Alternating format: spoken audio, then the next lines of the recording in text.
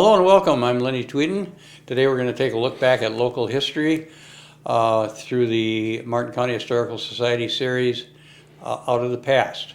My guest today is Randy Musser, former Fairmont Fire Chief. We're going to talk about the history of the Fairmont Fire Department. First of all, Randy, tell us a little bit about yourself. Well, I'm a local Fairmont resident, live just outside the city of Fairmont. I worked for the Fairmont Railway Motors for 22 years and then went to work for the city of Fairmont as fire marshal, zoning official. I did a lot of building inspection and things like that.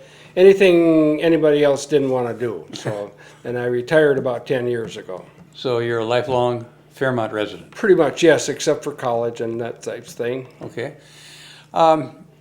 You were on the fire department, correct? Yes, I was for about 25 years. And what sparked your interest into wanting to get on the fire department? No pun intended there, Randy. Well, it was kind of, back when I got on the fire department, it was kind of our civic duty to give back to the community. It was like we wanted to serve the community in some extent. So, yeah, it was kind of like a thing we all wanted to do. Okay. Well, let's talk a little bit about the history of fires in Martin County.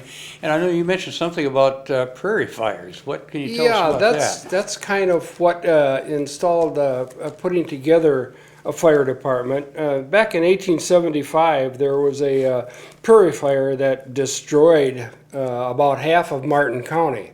I've read the memoirs of Julia Potter, talking about, and she was one of the girls of six in the family, and their father, which was George Osborne, a Civil War veteran. That's a relative of yours, isn't it? Yes, it is. And matter of fact, Julia Potter is Jack Potter's great-grandmother. Oh, sure. So she would tell about how the family would take turns watching the night sky in the fall for prairie fires, and they would take their turns watching for the glow or looking for the smoke or something like that. They would take turns staying up all night watching for that because it was the only thing they could do. They'd quick run out and till a bunch of ground to keep the fire from spreading to their facilities, their farmyard. That was in about the 1870s, 1880s. What ignited or started that fire? Well, most of the time it was hunters. Oh. And a lot of the time it was also lightning. Lightning is one I was thinking. And they didn't have to do that until the first frost, of course, killed the grass. And at that time, only about 10% of the county was under till or under plow. So there wasn't a lot of fire breaks out then. But the Fairmont Fire Department was started in about 1880. Who started the Fairmont Fire Department? Well, Harry Searles, one of the English colony representatives, started the fire department, and he was fire chief for many, many years. He was also a mayor. He was a city council person. He did a lot of things, and his main life was he was the local iceman.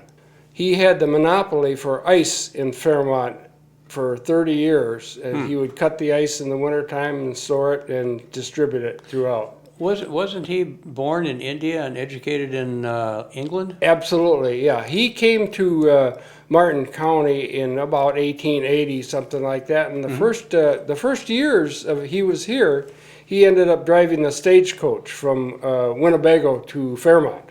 That was his job, what he started out as, and then slowly worked into a lot of other things. Well, let's talk a little bit about some historic fires in Fairmont. There's been quite a few that I've seen. Yeah. Back in 1914,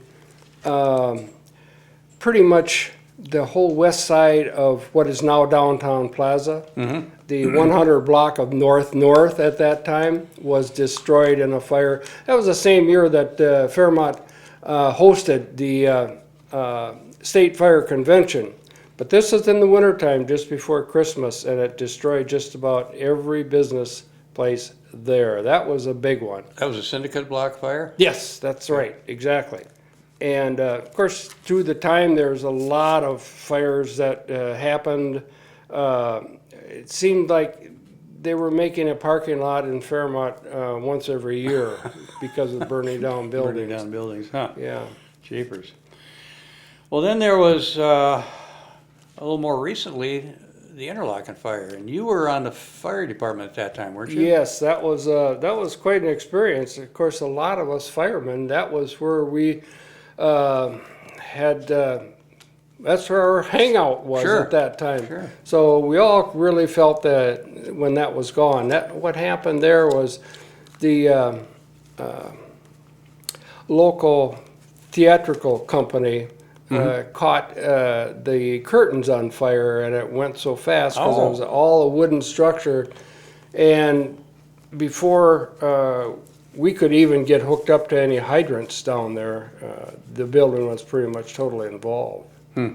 Yeah, that was quite a loss. I know Lawrence Welk even wrote a letter to the Sentinel saying how sad he was that happened. That was one of my first big fires, and I know I was in the building when the roof started to collapse, and I did not realize what was going on, of course, because I was inside. Well, Tom Cavers grabbed me by the back of my pants and drug me out before the building could come in. Lucky for me at that time, but yeah. I'd always heard that it just went up just almost immediately once it caught fire. Back then, we didn't have the technical equipment, the good fireproof equipment and stuff like that. It was a hazardous job. Sure. Some other big fires that I know I've read about, well, the Sweet Shop Fire. Exactly. Now, that was right here in downtown Plaza, and we never did find out what the cause was, but it was a hot, very smoky fire, and we couldn't hardly get into it because it was so deeply seated. And it ended up taking the sweet shop, and the Mahals was totally damaged, and the theater that was there at that time. And Mahals was a sporting goods store. It was pretty much a mercantile type store, Did that fire, you said you weren't sure where it started, could it have started in the kitchen, do you think? Or? Absolutely. That was kind of the area that we know it started, but what actually in the kitchen started it, that was a fire when we first started having the air packs. We could wear the air packs and go into a fire. What are air packs? That is a breathing apparatus that goes over your face with bottles, and that was kind of the first go around for that. Our first training was on scene, so to speak. And that was 1972? Yeah, I believe that's right. And it wasn't a Sweet Shop, or not Sweet Shop, Interlocking, that was 72 That was 72 as well. also, yeah. Okay. Yep, that was the same year. Okay, then there was a school fire in 1969. What do you remember about that? That's exactly right. It was the what is now the middle school. It was like the grade school at that time. It was a former high school. It started in September of 1969, and the fire department put it out. It was in a storage area. Did a lot of damage. But then there was a report that it should have started in a different spot, and the individual that started the fire started it in the correct spot and burned it to the ground. And that was following in December of '69. That was located where, what, the Veterans Park is? Veterans Park is today, yes. Okay. And then the Stokely Fire, that was a big fire. Stokely Fire was in 1966, and yes, it destroyed the whole canning line, the whole area down there of the boilers and everything on the south side next to the railroad tracks down there. That was where the last fire that the 1923 La France ended up pumping to. The one we have in the museum. The one that is in the Carlson room in the Historical Society. Okay, and then the last fire we'll talk about is Park Motor. Okay. 1952? Yes, Park Motor.